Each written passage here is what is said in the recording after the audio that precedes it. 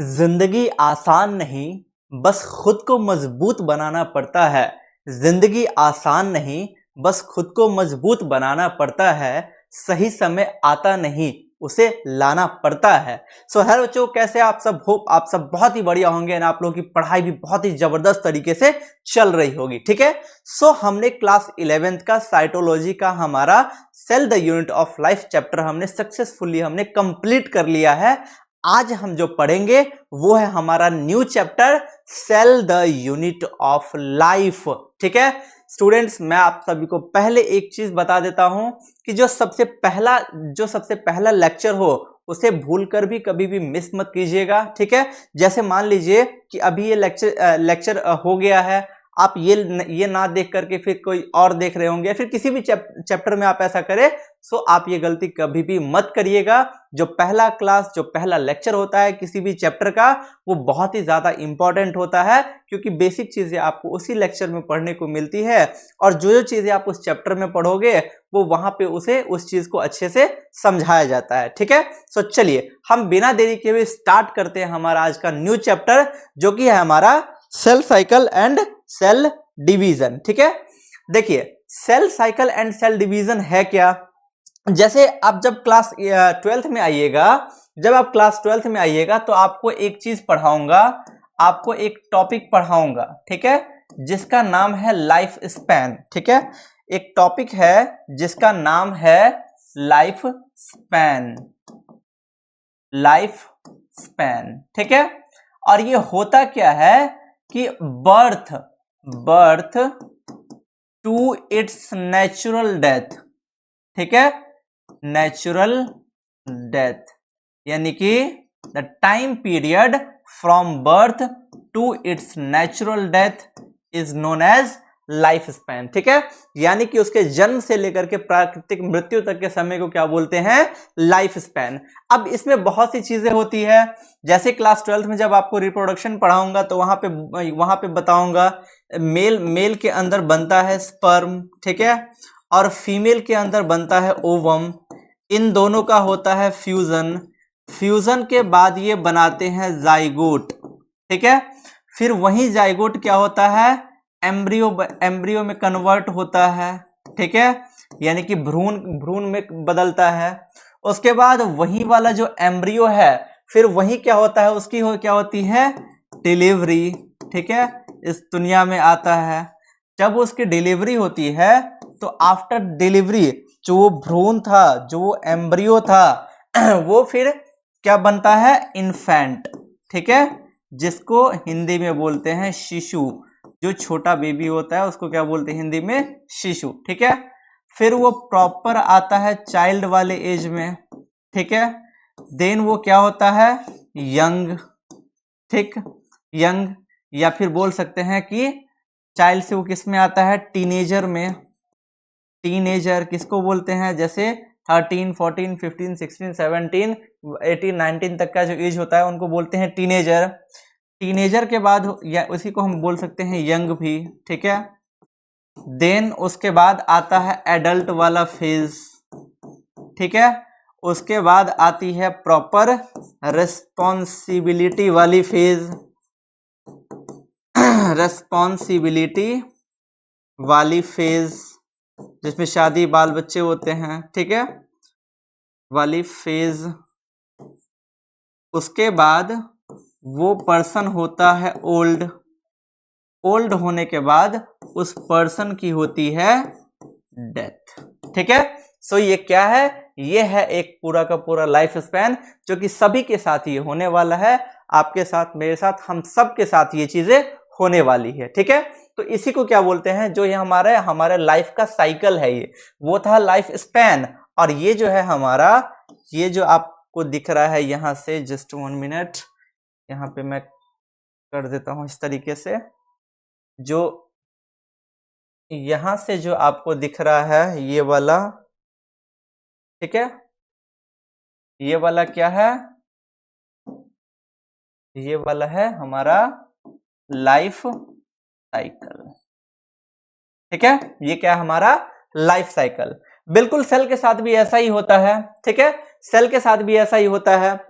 उसी के बारे में हम इस चैप्टर में कंप्लीट डिटेल लेंगे कि क्या क्या चीजें होती है, कौन कौन से यहाँ पे इवेंट्स होते हैं और उन इवेंट्स में क्या क्या होता है, डीएनए का सिंथेसिस कहाँ किस फेज में होता है, ठीक है, रेप्लिकेशन किस फेज में होता है, सभी चीजें हम कहाँ पे जानेंगे, इसी वाले चैप्टर में। चलिए, पहला लाइन क्या है, all organisms even the largest start their life from a single cell. ठीक है, याद कीजिए मैंने बताया हुआ था दो टाइप के एक तो होते हैं सिंगल सेल वाले ऑर्गेनिज्म होते हैं, एक होते हैं मल्टी सेल्यूलर ऑर्गेनिज्म। ठीक है, तो यहां पे वो बोल रहा है चाहे वो सिंगल सेल वाला ऑर्गेनिज्म हो चाहे मल्टी सेल्यूलर ऑर्गेनिज्म हो, ठीक है, चाहे यूकैरियोटिक हो प्रोकैरियोटिक हो व्हाटएवर, कोई भी ऑर्गेनिज्म हो चाहे छोटा हो बड़ा हो, सभी के साथ क्या होता है, सभी का जो लाइफ जो स्टार्ट होता है वो एक सिंगल सेल से ही होता है। ठीक है,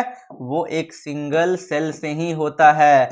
जैसे कि मैंने अभी अभी आपको बताया यहाँ पे कि ये वाला, यहाँ पे बताया कि ये वाला एक अकेला सेल था सिंगल सेल, ये भी क्या था single cell, n single haploid, n haploid.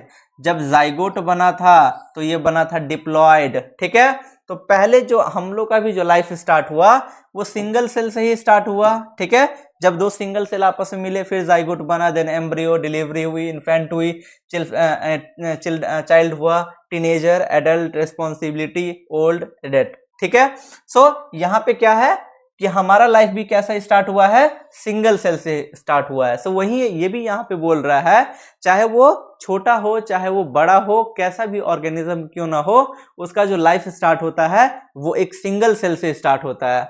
Next, the growth and reproduction of all organism depend on division and enlargement of cell. ठीक है, यानी कि जो ग्रोथ होता है और रिप्रोडक्शन होता है सेल के अंदर वो टोटली डिपेंड किस चीज पे करता है, उसके डिवीजन और सेल के एनलार्जमेंट पे। ठीक, the mechanism of division and multiplication of cell together constitute cell division. यदि आपको पता हो तो याद कीजिए या फिर नहीं पता हो तो मैं बता दे रहा हूं।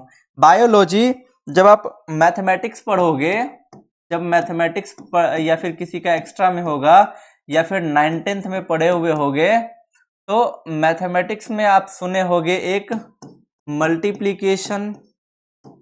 ठीक है, मैथ्स में आप सुने होगे मल्टीप्लिकेशन और एक सुने होगे डिवीजन। ठीक है, क्या ये सेम होते हैं? नो, बट जब बायोलॉजी की बात होती है तो बायोलॉजी में क्या होता है, मल्टीप्लिकेशन और डिवीजन दोनों सेम ही होते हैं। ठीक है, मैथमेटिक्स की जब बात करेंगे तो मैथमेटिक्स में क्या होता है, मैथमेटिक्स में क्या होता है, मल्टीप्लिकेशन और डिवीजन दोनों का मतलब अलग अलग होता है। लेकिन वहीं यदि हम बात करेंगे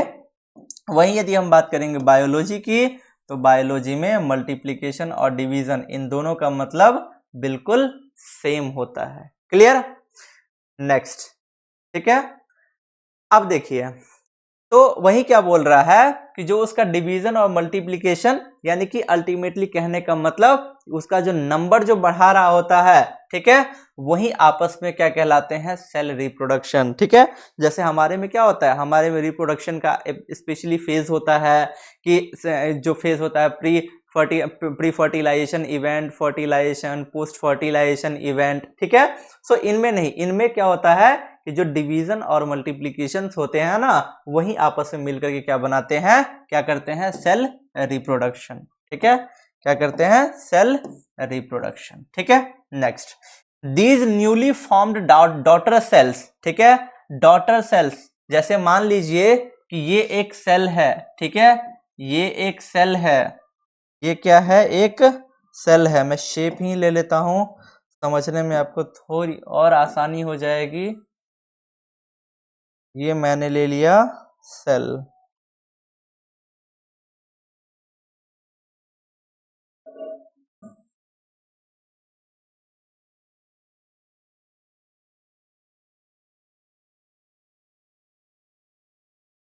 ये मैंने ले लिया सेल। ठीक है, तो ये वाला जो सेल है ना, ये वाला सेल जो डिवाइड होता है उसको बोलते हैं पेरेंटल सेल, ठीक है।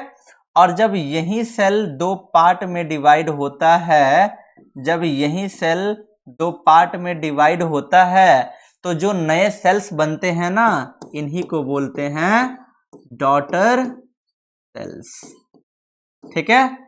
यही क्या है, डॉटर सेल्स, ठीक है, क्लियर।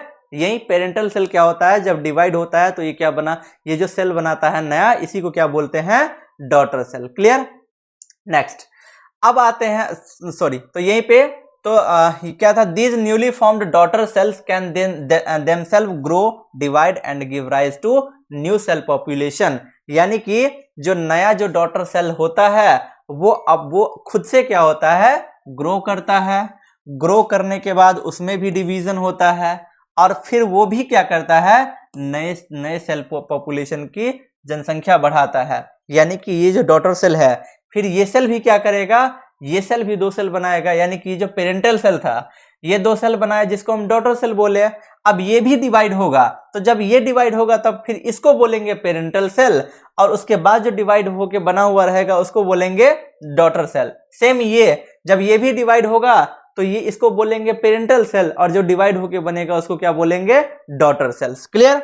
तो वही बोल रहा है कि जो न्यूली फॉर्म्ड डॉटर सेल होता है वो खुद से उसके बाद ग्रो करता है, डिवाइड करता है, और डिवाइड होने के बाद नए सेल पॉपुलेशन को बढ़ाता है, यानी कि अपनी जनसंख्या बढ़ाता है, ठीक है, क्लियर। अब सेल साइकिल, सेल साइकिल है क्या, एक सेल का कंप्लीट साइकिल। ये सेल साइकिल है क्या, it is a time period of cell synthesize, DNA replication, grow and divide into daughter cell, ठीक है। यानी कि इसमें क्या होता है, सबसे पहले क्या होता है, सेल में ग्रोथ होता है, सिंथेसिस होता है किसका, डीएनए का, फिर उसी का रेप्लिकेशन होता है, फिर से ग्रो होता है, और उसके बाद क्या करता है, वो डिवाइड होता है नए सेल्स में। तो इसी साइकिल को क्या बोलते हैं, cell cycle.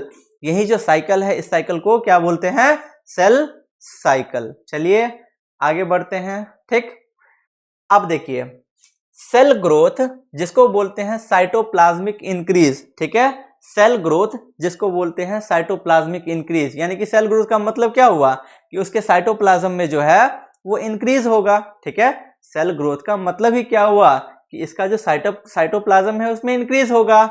Is a continuous process, याद रखिएगा ये पॉइंट, सेल ग्रोथ यानी कि साइटोप्लाज्मिक इंक्रीज क्या है, ये एक कॉन्टिन्यूअस प्रोसेस है जो कि हमेशा होता रहता है, हमेशा होता रहता है। जैसे हमारा शरीर है, हमारा बॉडी है, हमारे बॉडी में क्या होता है, कंटिन्यू हमारे बॉडी में डेवलपमेंट होता रहता है, ठीक है। डेवलपमेंट होता रहता है, कुछ ना कुछ हमारे शरीर में होता रहता है। सेम वैसे ही जो सेल है इनके अंदर भी ग्रोथ एक कॉन्टिन्यूअस प्रोसेस है। जैसे हमारे में एवोल्यूशन, ठीक है।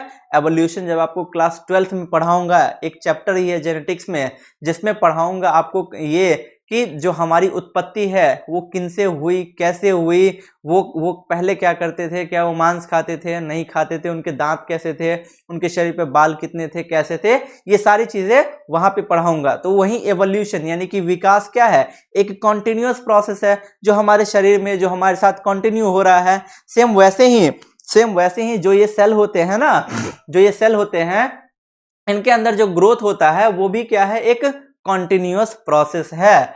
But DNA synthesis occurs at a specific stage, लेकिन डीएनए का सिंथेसिस जो होता है, डीएनए जो बनता है वो एक स्पेसिफिक स्टेज पे होता है, और वो कौन सा स्टेज है आगे आपको बताता हूं। तब तक फटाफट से स्पीड में YouTube चैनल को सब्सक्राइब कर दीजिए, दोस्तों को शेयर कर दीजिए, ठीक है, और कमेंट कर दीजिए, ठीक है। फटाफट से फिर आगे बढ़ते हैं, जल्दी से चैनल को सब्सक्राइब कीजिए, ठीक है, जल्दी से बेल आइकन प्रेस कीजिए। चलिए हो गया सब्सक्राइब।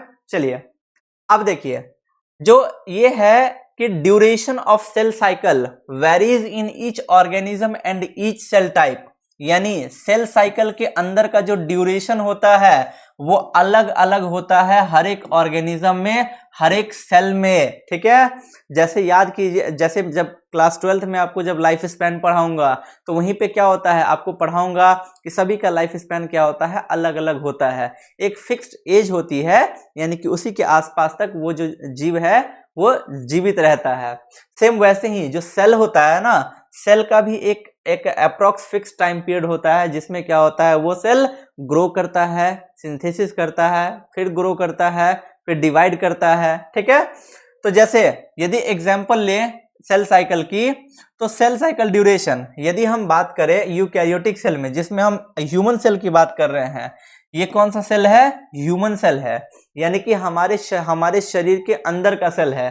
तो जो ह्यूमन सेल होता है ये हर एक 24 आवर्स में डिवाइड होता है, यानी कि हमारे शरीर के अंदर की जो कोशिकाएं हैं, हमारे शरीर के अंदर के जो सेल्स हैं, वो हर एक 24 घंटे में क्या होता है, डिवाइड होता है, यानी कि नए नए सेल्स, नए कोशिकाओं का निर्माण हर एक 24 घंटे में होता है। वहीं यदि बात करें यीस्ट की, तो इसमें 90 मिनट्स लगते हैं, यानी कि 1.5 घंटे, और वहीं यदि बैक्टीरिया की बात करें तो उसमें 20 मिनट लगते हैं, ठीक है।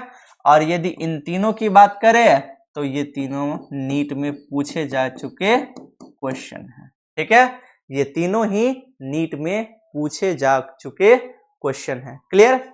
नेक्स्ट, अब देखिए, जब हम बात करेंगे सेल साइकिल की, ठीक है, किसकी बात करेंगे, जब हम बात करेंगे सेल साइकिल की, ठीक है। तो जो सेल साइकिल होता है ना, इसमें टोटल 2 फेजेस होते हैं, ठीक है। इसमें टोटल 2 फेज होते हैं। पहला होता है इंटरफेज, ठीक है, पहला होता है इंटरफेज, और दूसरा होता है एम फेज। पहला होता है इंटरफेज और दूसरा होता है एम फेज। जो इंटरफेज है वो 95% टाइम लेता है, और जो ये एम फेज है, जिसका पूरा नाम है माइटोसिस फेज, वो सिर्फ 5% टाइम लेता है, ठीक है।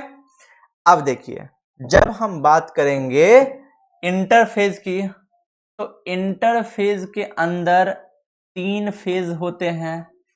पहला होता है G1 फेज, ठीक है, याद रखिएगा, पहला G1 फेज।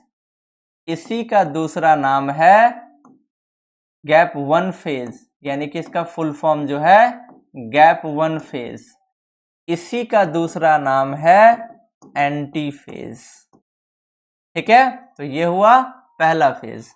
जो इंटरफेज का जो दूसरा फेज होता है वो होता है एस फेज, जिसका फुल फॉर्म होता है सिंथेसिस फेज, ठीक है, फुल फॉर्म होता है सिंथेसिस फेज। वहीं यदि बात करेंगे G2 फेज की, वो था G1 फेज, यहां पे बात करेंगे G2 फेज की, जिसका पूरा नाम है गैप 2 फेज, ठीक है, गैप 2 फेज। अब देखिए, अब ये जो माइटोसिस होता है ना, ये जो माइटोसिस होता है, ये माइटोसिस 2 प्रकार के होते हैं, ठीक है। एक होता है कैरियोकाइनेसिस, क्या होता है, कैरियोकाइनेसिस, ठीक है। दूसरा होता है साइटोकाइनेसिस। पहला है कैरियोकाइनेसिस और दूसरा है साइटोकाइनेसिस। पहला है कैरियोकाइनेसिस और दूसरा है साइटोकाइनेसिस।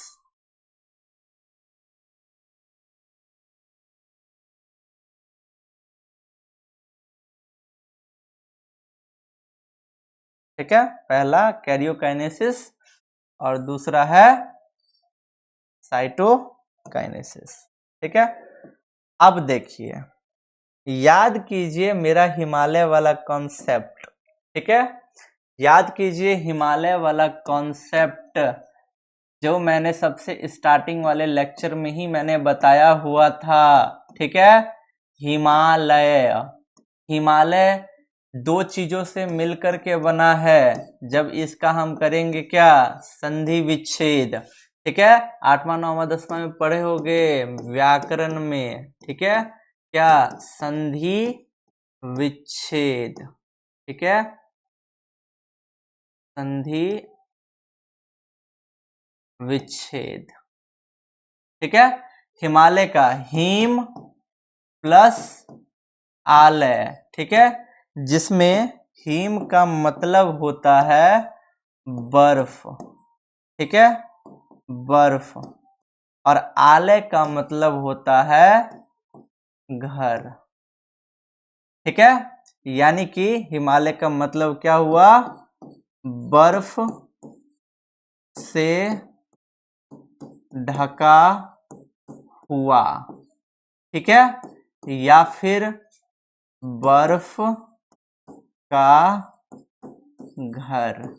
और एक्चुअली में जो हिमालय पर्वत है, उस हिमालय पर्वत पे होता क्या है, यही तो है, बर्फ से पूरा का पूरा ढका हुआ है, यानी कि बर्फ का घर है, ठीक है। सेम वैसे ही यहाँ पे भी जब हम इसको अलग अलग करेंगे तो याद कीजिए मैंने आपको बताया हुआ था, जो कैरियो होता है, जो ये कैरियो है, ये बना है कैरियोन से। किससे बना है, कैरियोन से, ठीक। अब ये जो कैरियोन है, इस कैरियोन का मतलब होता है न्यूक्लियस, ठीक है, जिसको हिंदी में पढ़ते होगे आप लोग, केंद्रक पढ़े होगे, ठीक है, 9वां 10वां में। तो साइटोकैरियोकाइनेसिस मतलब Cairo means nucleus and kinesis means division, यानी कि ऐसा फेज जिसमें क्या होता है, न्यूक्लियस का डिवीजन होता है। इस फेज में क्या होता है, न्यूक्लियस का डिवीजन होता है।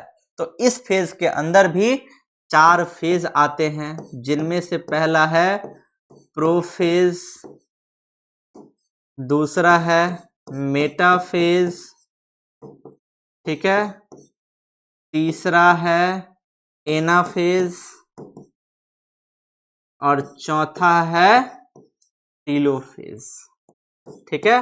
चौथा क्या है, तो चौथा है टीलोफेज। कैरियोकाइनेसिस के अंदर 4 फेज आएंगे, प्रोफेज, मेटाफेज, एनाफेज और टीलोफेज, ठीक है। और वहीं जब बात करेंगे साइटोकाइनेसिस की, इसमें भी हम क्या करेंगे, जैसे ही हम अलग करेंगे, साइटो मीन्स सेल मेम्ब्रेन, ठीक है, या फिर प्लाज्मा मेम्ब्रेन, प्लाज्मा मेम्ब्रेन, या फिर कॉमनली इसको क्या बोल सकते हैं, सेल, ठीक है। काइनेसिस मीन्स क्या होता है, डिवीजन, ठीक है, यानी कि साइटोकाइनेसिस में क्या होता है, सेल का डिवीजन। अब थोड़ा सा समझ लीजिए कैसे, ठीक है। देखिए, जो मान लीजिए कि ये क्या है, एक सेल है,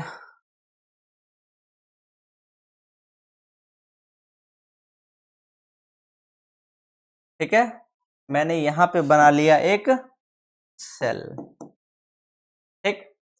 अब इस सेल के अंदर में ये जो सेल है, अब इस सेल के अंदर में क्या है, ये है न्यूक्लियस, क्या है, न्यूक्लियस। तो सबसे पहले क्या होता है, सबसे पहले इस सेल का होता है इंटरफेज, ठीक है। और इंटरफेज में जो मैंने बताया कि उसमें टोटल 3 फेजेस आएंगे, G1 फेज, S फेज और G2 फेज, ठीक है। G1 फेज, S फेज और G2 फेज। और इन तीनों फेजेस में क्या होता है कि सेल डिवीजन के लिए प्रिपेयर होता है, ठीक है। जैसे कि मैंने बताया हुआ था, जो सेल साइकिल जो होता है ना, उसमें टोटल 2 फेजेस आते हैं। एक होता है इंटरफेज और दूसरा होता है एम फेज, जिसको बोलते हैं माइटोसिस फेज, ठीक है। क्या बोलते हैं उसको, माइटोसिस फेज। अब जो इंटरफेज होता है, जो देखिए एम फेज में एक्चुअल जो डिवीजन होता है ना सेल साइकिल का, वो एक्चुअल डिवीजन किस में होता है, एम फेज में।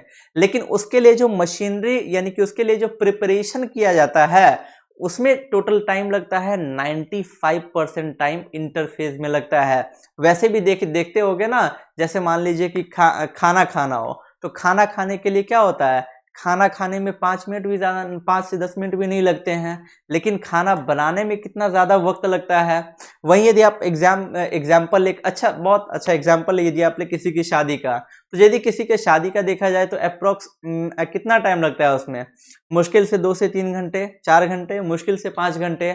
लेकिन उसी के लिए ही उसी चीज को उस शादी के लिए ही उसके लिए कितना 8 साल 10 साल से बात चल रहा होता है, इससे उससे फिर लड़का देखा जाता है, लड़की देखी जाती है, उसका नाक ऐसा नहीं है, उसका मुंह ऐसा नहीं है, ठीक है, ये सारी बहुत सी चीज देखी जाती है। जब पसंद आता है तो ये रस्म वो रस्म, हल्दी मेहंदी ये वो फलाना ढिमकाना, तब जाकर के लास्ट में फाइनली क्या होती है, शादी, ठीक है।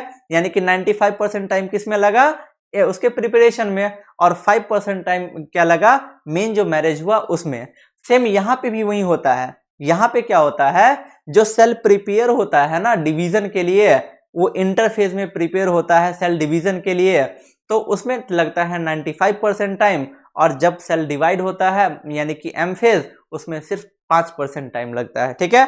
तो एक शॉर्ट में मैं समझा दे रहा हूं, जैसे मान लीजिए सेल है, सेल के अंदर का न्यूक्लियस है, ठीक है, सेल के अंदर का न्यूक्लियस है। अब होगा क्या, अब होगा कुछ इस तरीके से कि ये जो सेल है ना, ये जो सेल है, ये सेल एज इट इज यहां पे रहेगा, ठीक है, ये सेल जो है, ये सेल एज इट इज यहां पे रहेंगे, ठीक। लेकिन उनके अंदर का जो न्यूक्लियस है ना, उनके अंदर का न्यूक्लियस क्या होगा, डिवाइड होगा, ठीक है। ये दिख रहा है, न्यूक्लियस क्या हो रहा है, यहां पे डिवाइड हो रहा है। अब देखिए अब क्या होगा, जो सेकंड फेज आएगा, इस सेकंड वाले फेज में क्या होगा कि इस सेकंड वाले फेज में क्या होगा, ये जो सेल है, ये सेल एज इट इज रह जाएगा, और यहां पे क्या हो जाएगा, दो न्यूक्लियस बन जाएंगे, ठीक है। कितने हुए न्यूक्लियस, कितने थे, एक, एक से कितने हुए, दो, यानी कि इंटरफेज पहले हो चुका था, अभी क्या हो रहा है, अभी हम सिर्फ एम फेज की बात कर रहे हैं, यानी कि डिवीजन हो रहा है। तो कैसे डिवीजन होता है मैं वो दिखा रहा हूं, ठीक है, ये हो गया। अब देखिए, अब इसके बाद वाला जो फेज होता है, इसके बाद वाले फेज में क्या होगा कि ये जो सेल था ना, अब ये सेल डिवाइड करने के फेज में आएगा, ठीक है, ये जो सेल था, अब ये सेल डिवाइड करने के फेज में आएगा। तो दिख रहा होगा आपको कि पहले क्या हुआ, न्यूक्लियस का डिवीजन हो गया, यानी कि कैरियोकाइनेसिस हो गया। अब क्या हो रहा है, अब हो रहा है साइटोकाइनेसिस, और जैसे ही साइटोकाइनेसिस हो जाएगा, तो जो एक सेल है ना, जो एक सेल है, जो एक सेल है, अब कितने सेल बन गए, अब हो गए वो दो सेल, ठीक है, अब हो गए वो दो सेल। यानी कि पहले कितने थे, पहले कितना था इनका नंबर, पहले था एक, अब हो गया कितना, दो। सेल डिवीजन के बाद अब कितना नंबर हो गया, दो। देखिए सेल है, सेल के अंदर न्यूक्लियस है, सबसे पहले मैंने बताया कि कैरियोकाइनेसिस होता है, यानी कि न्यूक्लियर डिवीजन, तो न्यूक्लियर डिवीजन इस वाले में हो रहा है, यहाँ पे न्यूक्लियर डिवीजन हो गया। अब होगा क्या, साइटोप्लाज्म का डिवीजन, यानी कि बॉडी अलग होगा, तो देख रहा होगा यहाँ पे आपको साइटोप्लाज्म का डिवीजन हो रहा है। अब जैसे ही साइटोप्लाज्म का यहाँ पे डिवीजन हो जाएगा, वैसे ही अब क्या हो जाएगा, दो सेल्स में ये डिवाइड हो जाएगा। यानी कि पहले कितना था, पहले था एक सेल, अब कितना हो गया, अब हो गया दो सेल, ठीक है। यही था इसका कंसेप्ट, क्लियर, यही था इसका कंसेप्ट साइटोकाइनेसिस का, इस तरीके से होता है सेल साइकिल, ठीक है।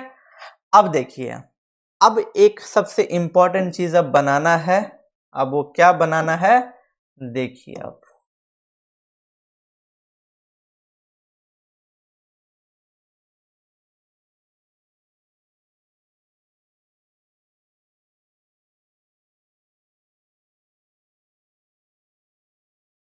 ठीक है। अब हम क्या करते हैं, एक पॉइंट ले लेते हैं सबसे पहले, ठीक। रोलर की मदद से हम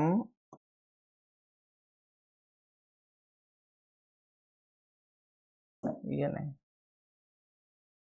ये गड़बड़ है, इससे नहीं होगा, ठीक है, इससे नहीं होगा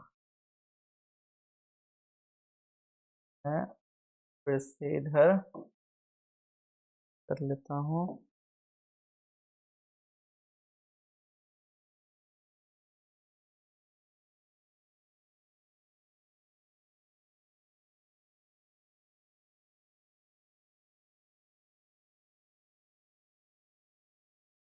ठीक है। मैंने यहाँ पे एक, मुझे यहाँ पे रिप्रेजेंट क्या करना है, मुझे यहाँ पे दिखाना है आपको सेल साइकिल, ठीक है। मुझे यहाँ पे आपको दिखाना है सेल साइकिल,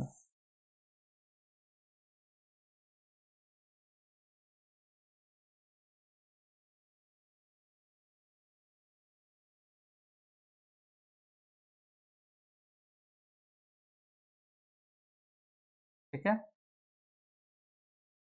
इसको मैं बना देता हूँ, तो ठीक। अब देखिए, यहाँ से लेकर INTERPHASE,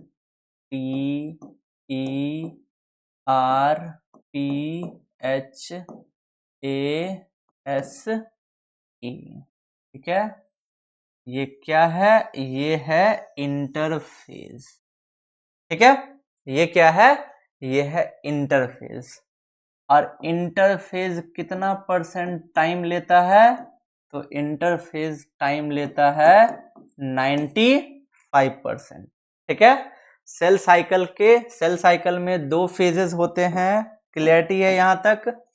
सेल साइकिल में दो फेज, एक इंटरफेज और दूसरा होता है कौन सा फेज, दूसरा होता है हमारा एम फेज। मैं यहाँ पे लिख देता हूँ एम, ठीक, clear.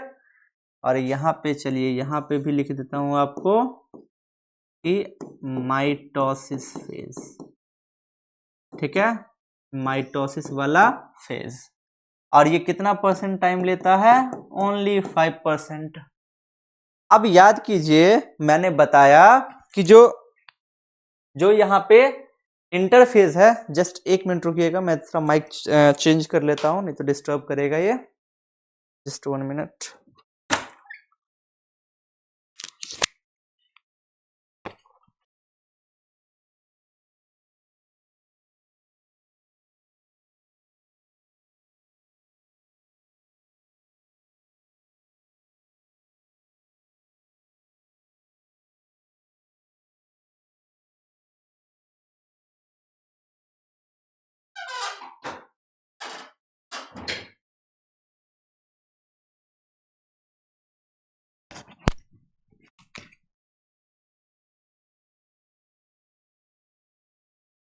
Hello hello hello hello hello hello hello hello hello hello hello, आवाज आ रही है, हेलो, आवाज क्लियर है, चलिए।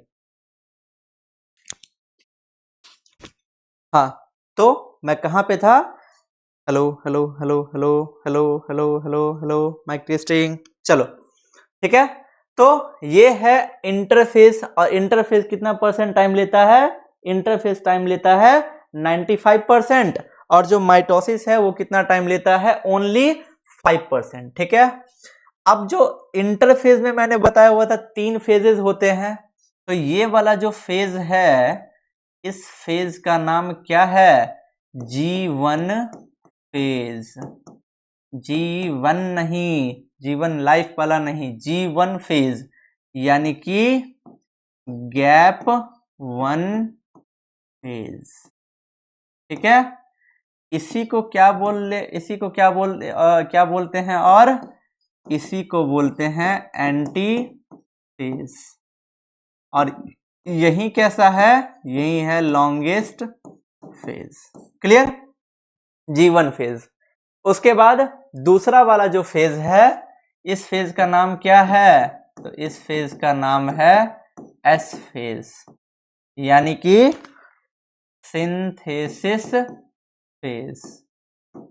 ठीक है, S phase, S for synthesis, यानी कि सिंथेसिस फेज।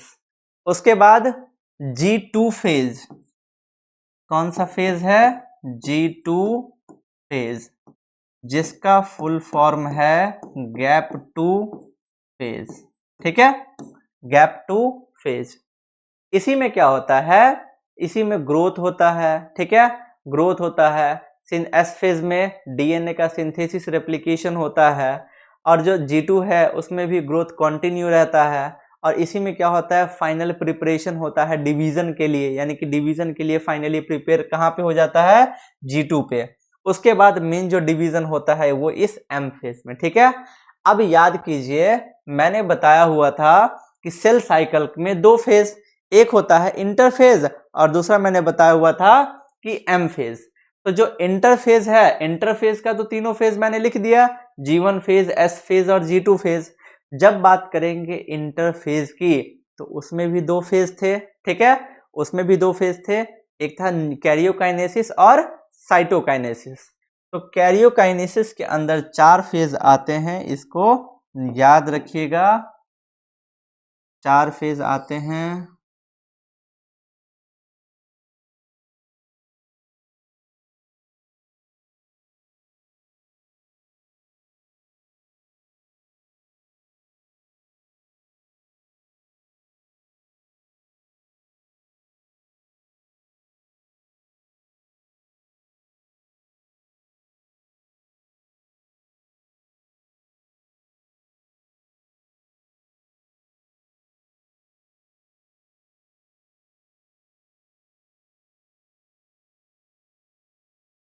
ठीक है, दिख रहा होगा यहाँ पे टोटल 4 फेज। अब इसमें से एम फेज का पहला फेज क्या था? Prophase, PROPHASE। ठीक है, प्रोफेज। दूसरा फेज कैसा था? मेटाफेज, METAPHASE,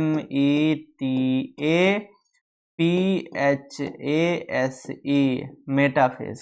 ठीक है, तीसरा फेज कैसा होता है? Anaphase, ANAPHASE,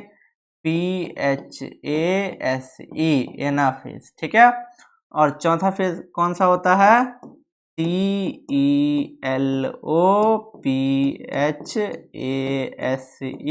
telophase. ठीक है, तो ये कौन से हैं? Prophase, metaphase, anaphase and telophase. ठीक है, और उसके बाद क्या होता है? साइटोकाइनेसिस।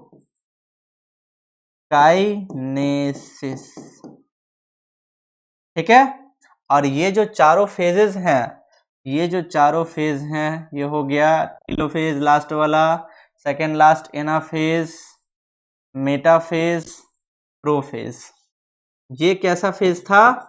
ये फेज था कैरियोकाइनेसिस वाला, यानी कि न्यूक्लियर डिवीजन यहाँ पे होता है। ठीक है, यहाँ पे कैसा डिवीजन होता है? Nuclear division. सो यही है आपका सेल साइकिल। ठीक है, याद रखिएगा, ये वाला जो फेज है, वैसे डिटेल में तो आगे पढ़ाऊंगा ही, जो ये G1 फेज है, यहीं पे क्या होता है? सेल ग्रोथ होता है। ठीक है, स्टार्ट्स, सेल ग्रोथ स्टार्ट्स यहीं पे होता है। ये क्या है? फर्स्ट ग्रोथ फेज है, फर्स्ट ग्रोथ फेज है। जो एस फेज है, एस मीन्स सिंथेसिस, और सिंथेसिस से याद रखिएगा डीएनए। तो यहां पे क्या होता है? सिंथेसिस एंड रेप्लिकेशन, यानी कि अपना नंबर बढ़ाता है ऑफ डीएनए। डीएनए का फुल फॉर्म तो याद होगा ना, डीऑक्सी राइबो न्यूक्लिक एसिड। ये क्या है? जेनेटिक मटेरियल, यानी कि अनुवांशिक पदार्थ, 12th में पढ़ोगे। ठीक है, तो एस फेज मतलब यानी कि synthesis and replication of DNA takes place. ठीक है, टेक्स टेक्स प्लेस, राइट। जो G2 फेज है, यहीं पे क्या होता है, सेल ग्रोथ कॉन्टिन्यूअस, यानी कि सेल ग्रोथ जो है कॉन्टिन्यूअस होता है, लेकिन फाइनल सेल ग्रोथ यही यहाँ पे हो जाता है, ठीक है। तो यहाँ पे लिख देता हूं कि फाइनल प्रिपरेशन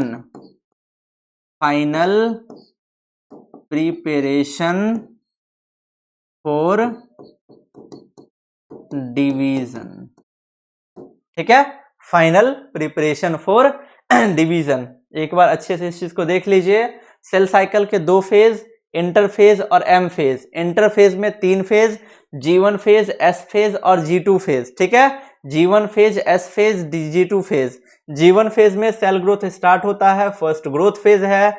S फेज में सिंथेसिस एंड रेप्लिकेशन होता है डीएनए का। G2 फेज में सेल ग्रोथ कॉन्टिन्यूस रहता है, लगातार होता ही रहता है और फाइनली यहीं पे हो जाता है, जो कि इंडिकेट कर देता है कि डिवीजन के लिए फाइनल प्रिपरेशन हो गया, ठीक है। उसके बाद स्टार्ट होता है एम फेज, जिसमें पहले आता है कैरियोकाइनेसिस यानी कि न्यूक्लियर डिवीजन, जिसमें टोटल 4 फेज हैं, प्रोफेज, मेटाफेज, एनाफेज, टीलोफेज, जिसमें न्यूक्लियस का डिवीजन होता है।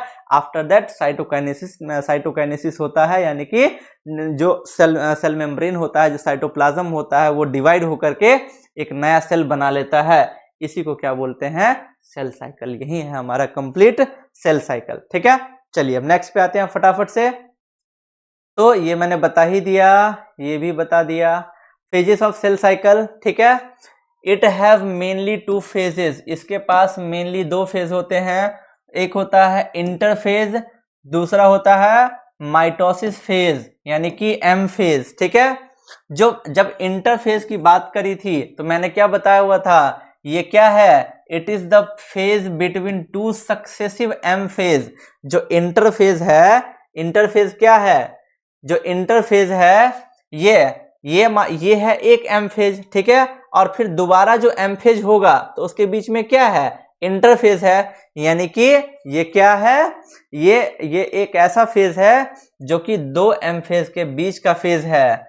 It include cell growth and DNA synthesis, ठीक है। इसी में क्या होता है, सेल का ग्रोथ होता है, डीएनए का सिंथेसिस, ये सब किस फेज में हो रहा था, इसी फेज में। It is the time during which the cell prepare itself, यही वो समय है जिसमें क्या होता है, जो सेल है अपने आप को प्रिपेयर करता है, तैयार करता है, किस चीज के लिए, तो वो है डिवीजन के लिए, ठीक है। बाय अंडरगोइंग सेल ग्रोथ और डीएनए सिंथेसिस, यानी कि सेल ग्रोथ में करता है, डीएनए सिंथेसिस करता है, वो एक ऑर्डरली मैनर में। ऑर्डरली मैनर का मतलब क्या होता है, एक क्रमबद्ध, ये नहीं कि पहले कभी कुछ कर रहे हैं कभी कुछ कर रहे हैं, पहले 9th पढ़ लिए, फिर पढ़ेंगे 8th, फिर पढ़ेंगे 11th, फिर पढ़ेंगे 5th, ऐसे नहीं, ठीक है। It last more than 95% of the cell cycle, यानी कि ये क्या होता है, ये जो इंटरफेज है कितना टाइम लेता है, 95% टाइम लेता है, ठीक है। अब देखिए वहीं पे यदि आपको बोले कि calculate the time of interphase, calculate the time of interphase in human cell, ठीक है। यानी कि ह्यूमन सेल में बताइए कि इंटरफेज कितने देर का होगा। तो ह्यूमन सेल की जब हम बात करेंगे तो ह्यूमन सेल में कितने देर का था, 24 आवर्स का था, ठीक है। 24 आवर्स का क्या था, 24 आवर का क्या था, यानी कि सेल साइकिल था, ठीक है। अब इसमें कैलकुलेट करना है इंटरफेज, तो इंटरफेज कितने देर का होता है, 95% का होता है, ठीक है। तो जब आप 95% कीजिएगा तो ऑन एन एवरेज ये अप्रोक्स आएगा, आसपास यहाँ पे इंडिकेट कर देता हूं 23 आवर्स, ठीक है, यानी कि 23 घंटा। और 1 आवर जो आएगा, अप्रोक्स 1 आवर जो आएगा वो होगा क्या, माइटोसिस वाला फेज, ठीक है। वहीं यदि हम दूसरा, ये मान लीजिए कि क्वेश्चन नंबर 1 था, यदि वही मान लीजिए कि यहाँ पे पूछ दे कि calculate the time of mitosis phase, calculate the time of mitosis phase in yeast, ठीक है, इन यीस्ट। यीस्ट में मैंने बताया हुआ था कि कितनी देर का होता है, 90 मिनट्स का। देख लीजिए, यीस्ट में मैंने बताया था कि कितनी देर का होता है सेल साइकिल, 90 मिनट का, ठीक है, यीस्ट में 90 मिनट का। अब क्या करेंगे हम यहाँ पे 90 मिनट्स, ठीक है, को यहाँ पे क्या है, माइटोसिस निकालना है। माइटोसिस कितनी देर का होता है, 5% का होता है, तो 5 × 100, तो यहां से 0 से 0 कट हो गया, 5 × 2 = 10, ठीक है, और 2 को कट करेंगे तो 4.5, यानी कि 4.5 मिनट, ठीक है, यानी कि on an average approx 5 minute. सिर्फ इसी 5 मिनट के अंदर में ये जो क्या कहते हैं, ईस्ट में माइटोसिस डिवीजन हो जाता है, ठीक है। क्वेश्चन रहा आज के लिए आपका, कल ये बताऊंगा, calculate the time of mitosis and interphase, calculate the time of mitosis and interphase in bacteria, ठीक है, ये है आपका SW, ठीक है, कल बताऊंगा, ये रहेगा आपका SW, ठीक है। सो ये हो गया। नेक्स्ट, इंटरफेज में 3 फेज आता है, G1 फेज, S फेज और G2 phase. G1 phase, S phase और G2 फेज। जब G1 फेज मतलब इसका दूसरा नाम क्या है, gap 1 phase, sorry, I am so sorry, 3PHASES, ठीक है, गैप 1 फेज। इसी का दूसरा नाम क्या था, एंटी फेज, आंटी नहीं, anti phase. S phase means synthesis phase. G2 phase means gap 2 phase, क्या है, मीन्स गैप 2 फेज, ठीक है। अब एक एक फेज के बारे में फटाफट से जान लेते हैं। G1 फेज, गैप 1 फेज, यानी कि anti phase. It is the first growth phase, क्या है, सबसे पहला ग्रोथ फेज है, लॉन्गेस्ट फेज है, and it is the interval between main event mitosis and DNA replication, यानी कि DNA रेप्लिकेशन और माइटोसिस के बीच का क्या है, टाइम इंटरवल है, ड्यूरेशन है। इसमें क्या क्या होता है, there is continuous growth of cell, मैंने बताया हुआ था, सेल बिकम्स मेटाबॉलिकली एक्टिव, ठीक है, cell becomes metabolically active. 11th में इसीलिए बहुत डीप में हर चीज बता रहा हूं, ठीक है, मेटाबॉलिकली एक्टिव। मेटाबॉलिक क्या होता है, जब बात करेंगे मेटाबॉलिक की, ठीक है, मेटाबॉलिक रिएक्शन या फिर मेटाबॉलिज्म, तो हमारे शरीर में जो होने वाले जो रिएक्शंस होते हैं उन्हीं को क्या बोलते हैं, मेटाबॉलिज्म। और हमारे शरीर में 2 प्रकार का रिएक्शन होता है, एक होता है कैटाबॉलिज्म और एक होता है एनाबॉलिज्म। क्या होता है, कैटाबॉलिज्म और एनाबॉलिज्म, यानी कि एक में टूटता है और एक में जुड़ता है। ये हमारे शरीर में कॉन्टिन्यूअस होता ही रहता है। तो इन्हीं दोनों को मिला करके, कैटाबॉलिज्म और मेटाबॉलिज्म को मिला करके एक साथ क्या बोलते हैं, सॉरी, कैटाबॉलिज्म और एनाबॉलिज्म को मिला करके एक साथ बोलते हैं मेटाबॉलिज्म, ठीक है, clear. Next, it prepares machinery for the DNA replication, यही क्या करता है, क्योंकि S फेज में क्या होगा, DNA का रेप्लिकेशन होगा। अब मान लीजिए कि हमें कोई काम करना हो, मान लीजिए कि हमें एग्जाम देना हो, तो एग्जाम की तैयारी करेंगे ना, सेम वैसे ही जो इनको DNA रेप्लिकेशन करना है, तो उससे ठीक पहले वाला फेज कौन सा है, जीवन फेज। तो इसी जीवन फेज में ये क्या करते हैं, तो मशीनरी यानी कि प्रिपेयर होते हैं सेल को डिवाइड करने के लिए। Next it synthesis RNA and protein. यहीं पे क्या होता है, आरएनए और प्रोटीन का सिंथेसिस भी होता है, कहां पे, जीवन फेज में, याद रखिएगा। ठीक है, next S phase. S phase यानी कि सिंथेसिस फेज। ठीक है, एस फेज मतलब सिंथेसिस फेज। ठीक है, यहां पे क्या होता है, डीएनए का रेप्लिकेशन होता है। क्या होता है, डीएनए का replication. Amount of DNA per cell doubles but number of chromosome remains same. इस बात को याद रखिएगा। एस फेज क्योंकि डीएनए का सिंथेसिस हो रहा है, तो ऑब्वियसली बात है डीएनए क्या करेगा, अपना नंबर बढ़ाएगा, डबल करेगा। तो यदि if amount of DNA in a cell is denoted by 2C, यानी कि किसी सेल में डीएनए का अमाउंट को यदि 2C से इंडिकेट करते हैं, तो आफ्टर एस फेज ये क्या हो जाएगा, इट बिकम्स 4C। बल्कि जबकि while the number of chromosome in a diploid cell is denoted by 2N, यदि किसी डिप्लॉयड सेल में क्रोमोसोम को नंबर को हम 2N से डिनोट कर रहे हैं, तो इट रिमेन्स 2N, तो वो 2N ही रहेगा, क्योंकि यहाँ पे क्या होता है, डीएनए का नंबर जो है वो डबल होता है, लेकिन क्रोमोसोम का नंबर बिल्कुल सेम रहता है। क्लियर, ये एक इंपॉर्टेंट पॉइंट है, इस चीज को याद रखिएगा। इन एनिमल सेल, ये नीट में पूछा हुआ क्वेश्चन है। ठीक है, नीट में पूछा हुआ क्वेश्चन है। In animal cell replication begin in the nucleolus. Animal cell में क्या होता है, रेप्लिकेशन बिगिन होता है न्यूक्लियोलस में, और सेंट्रियोल डुप्लीकेट कहाँ होता है, साइटोप्लाज्म में। ये भी नीट में पूछा हुआ क्वेश्चन है। ठीक, दूसरा G2 फेज। G2 फेज में क्या होता है, ये क्या है, ये है second growth phase. Cell growth continuous, जो सेल ग्रोथ मैंने बताया है कि इसमें भी कॉन्टिन्यू रहता है। ठीक, next synthesis of RNA and protein continuous. वहां पे भी जीवन में जो काम हो रहा था यहाँ भी कॉन्टिन्यू रहेगा, बस यहाँ पे क्या होगा कि यहाँ पे फाइनल लेकिन प्रिपेयर्ड भी हो जाएगा।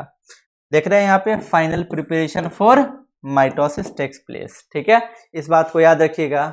ये जो मैंने बताया है ये वाला क्वेश्चन, ठीक है, ये वाला कहाँ गया, ये तो पूछा ही हुआ है नीट में। ठीक है, जब ये चार्ट की बात करेंगे तो ये चार्ट भी नीट में पूछा गया है, और नीट 2019 में पूछा गया है ये चीज। ठीक है, मैं ईयर भी बता दे रहा हूं, नीट 2019 में ये चीज पूछा हुआ है, ये वाला। ठीक है, इसमें उन्होंने क्या पूछा हुआ था कि correct sequence of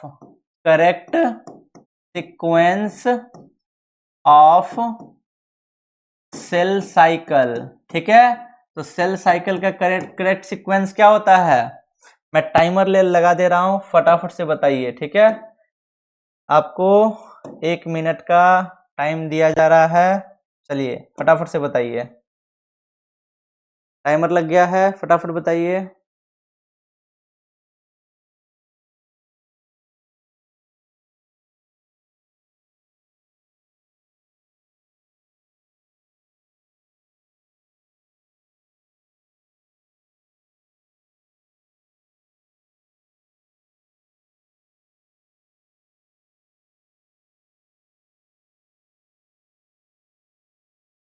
thirty seconds left. Only 25 seconds left. 20 seconds left. 15 seconds left. 10 seconds left. 9, 8, 7, 6, 5, 4, 3, 2, 1, finished. ठीक है, तो ये डायरेक्टली पूछा हुआ है नीट 2019 में। ठीक है, इस चैप्टर से जो भी आई वो मैं सारा भी बता रहा हूं। उसने पूछा क्या हुआ था, करेक्ट सीक्वेंस। तो याद रखिएगा करेक्ट सीक्वेंस क्या होता है, सबसे पहले क्या होता है, G1 फेज। ठीक है, सबसे पहले क्या होता है G1 फेज, उसके बाद क्या होता है S फेज, ठीक है, उसके बाद क्या होता है G2 फेज, ठीक है, और उसके बाद लास्ट में क्या होता है M फेज। ठीक है, मैंने सोचा कहीं आप मैं भूल ना जाऊं आपको बताना, इसीलिए मैंने बता दिया। सो इस चीज को भूलिएगा मत। क्लियर, बहुत मेहनत कर रहा हूं आप लोगों के लिए भी, आप लोग भी मेहनत कीजिए। ठीक है, तो ये हो गया ये।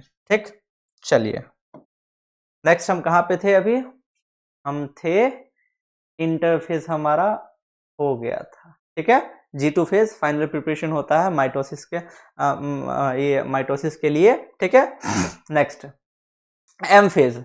M फेज में क्या होता है, it represents the actual cell division. मैंने बताया ही कि जो सेल डिवीजन का प्रोसेस होता है एक्चुअल में वो कहाँ पे होता है, वो होता है M फेज में, यानी कि माइटोसिस वाले फेज में। ठीक है, in human cell cycle with an average of 24 hour duration the mitosis lasts for only about an hour। यानी कि यदि हम बात करते हैं कि ह्यूमन में जो 24 आवर का सेल साइकिल होता है तो उसमें माइटोसिस कितने देर का होता है, 1 घंटे का होता है। और शायद आपको याद हो तो देखिए यहाँ पे मैंने अभी क्या बताया, यहाँ पे मैंने भी तो वही बताया कि माइटोसिस का इसमें कितने देर का होता है, 1 घंटे के लिए। ठीक है, वही बात वही लाइन वो भी कह रहा है। क्लियर, वही लाइन ये भी कह रहा है। M फेज इंक्लूड्स, जो M फेज होते हैं उसमें 2 फेज इंक्लूड होते हैं, एक होता है कैरियोकाइनेसिस और दूसरा होता है साइटोकाइनेसिस। कैरियोकाइनेसिस में क्या होता है, न्यूक्लियर डिवीजन। ठीक है, कैरियोकाइनेसिस में क्या होता है, न्यूक्लियर डिवीजन। साइटोकाइनेसिस में क्या होता है, साइटोप्लाज्म या फिर बोल सकते हो आप सेल मेम्ब्रेन का डिवीजन। ठीक है, साइटोप्लाज्म या फिर सेल मेम्ब्रेन का डिवीजन, किसको, साइटोकाइनेसिस को। ठीक, some cells do not show division। कुछ ऐसे भी सेल्स होते हैं जिनमें डिवीजन होता ही नहीं है। कौन से सेल हैं वो, जैसे कि हार्ट सेल हो गया। ठीक है, मैनी अदर सेल्स, कुछ ऐसे भी सेल्स होते हैं डिवाइड्स ओकेजनली। सुनते हो ना, वो ओकेजनली घर से बाहर निकलता है, यानी कि शायद से ही घर से बाहर निकलता है। तो वैसे ही कुछ ऐसे भी सेल्स होते हैं जो शायद से ही डिवाइड करते हैं। और वो भी क्यों डिवाइड करते हैं, टू रिप्लेस द डैमेज, यानी कि उनके अंदर जो सेल्स डैमेज हो जाते हैं या फिर डेड हो जाते हैं उसके लिए। These cells do not divide further, ये फिर से डिवाइड नहीं करते हैं, सीधा एग्जिट होकर के कहाँ पे एंटर कर लेते हैं, एक इनएक्टिव स्टेज में, जिसको बोलते हैं क्वेशेंट स्टेज, जिसको बोलते हैं G0 फेज। सच सेल्स रिमेन मेटाबॉलिकली एक्टिव, लेकिन ये भी जो सेल्स होते हैं ये मेटाबॉलिकली एक्टिव होते हैं। सो ये था हमारा cell cycle and cell division का इंट्रोडक्शन लेक्चर, जिसमें मैंने ऑलमोस्ट चीज़ें ही आपको बता दी और जितनी इंपॉर्टेंट चीज़ें थी वो भी हमने बता दी। आगे का जो हमारा नेक्स्ट लेक्चर होगा उसमें हम आगे फर्दर कंटिन्यू करेंगे। ठीक है, देखिए आप लोग अभी 11th में है, आप लोग के पास सफिशिएंट टाइम भी है। आप जो मैं पढ़ा रहा हूँ रिवीजन कीजिए, अच्छे से पढ़िए। ठीक है, जब जैसे जैसे चैप्टर खत्म हो जाएगा उसका 1 शॉट वीडियो भी लाएंगे, जिससे आपको यहाँ पे भी रिवीजन करवा दूंगा और आप खुद से भी उसका रिवीजन करोगे। फिर जैसे ही आप उसका रिवीजन अच्छे से कर लोगे उसके बाद आप NCERT पढ़िए, क्योंकि अल्टीमेटली नीट वाले स्टूडेंट्स के लिए गीता, बाइबल, कुरान सब के NCERT है। क्योंकि बायोलॉजी का जो यदि 95 to 98 to 99 या फिर 100% की बात करें तो 100% क्वेश्चन डायरेक्टली NCERT के लाइन से आता है। ठीक है, 95-96 बोल सकते हैं परसेंट, इक्का दुक्का क्वेश्चन थोड़ा सा बाहर से आता है, बट ऑलमोस्ट सारा NCERT से ही आता है।